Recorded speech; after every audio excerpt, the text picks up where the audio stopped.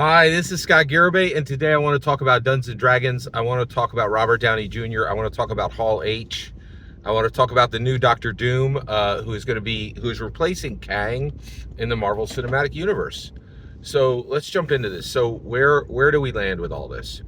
So I love Dungeons and Dragons, and it gets me upset when I find people on the internet just talking smack about D&D and 5e and saying it's a bad game, it's not the best. There's other games that you could play that are better, OSR and indie games. And the reason why this upsets me is they're drawing a box that's false, right? They're saying, "Hey, look, these rules are better on this game, so you should play this set of Dungeons and Dragons." But it's a false equivalent. And here's why. I do think there are games that have better rules.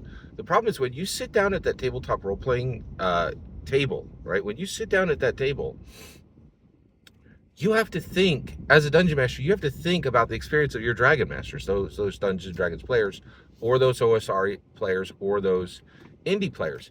And the reality is, in Hall H in San Diego Comic-Con, there's a huge celebratory surprise that Robert Downey Jr. is coming back, but not as Tony Stark, but as Doctor Doom, right? And it's going to be a variant of Tony Stark. There's a lot of evidence to that. And people were incredibly excited because this was a huge event.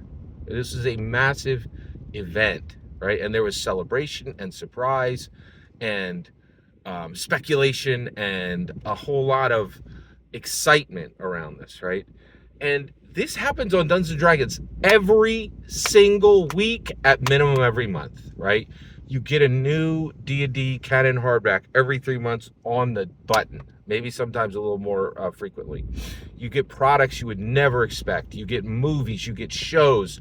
Critical Role is carrying the banner. There's so much happening on Dungeons and Dragons, and none of this happens on any OSR product or any indie product. And so anybody playing your OSR and your indie is sitting in your lame, dark, dry hovel when they're and they can hear the party. They can hear the party with Dungeons and Dragons. And you're like, "Scott, what party?" Literally, Robert Downey Jr. is sitting in Hall H. Walk down two more, and there's another hall. Walk down 2 halls, and they're unveiling Lego Dungeons and Dragons collectible minifigure series 71047, releasing on September 1st.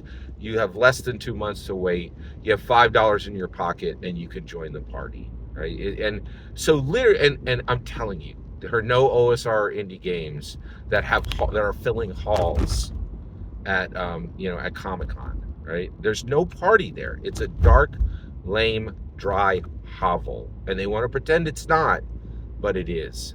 OSR and the indies simply haven't done the work that Dungeons and Dragons does. And it doesn't really matter what your OSR or your indie game has. All it has is rules.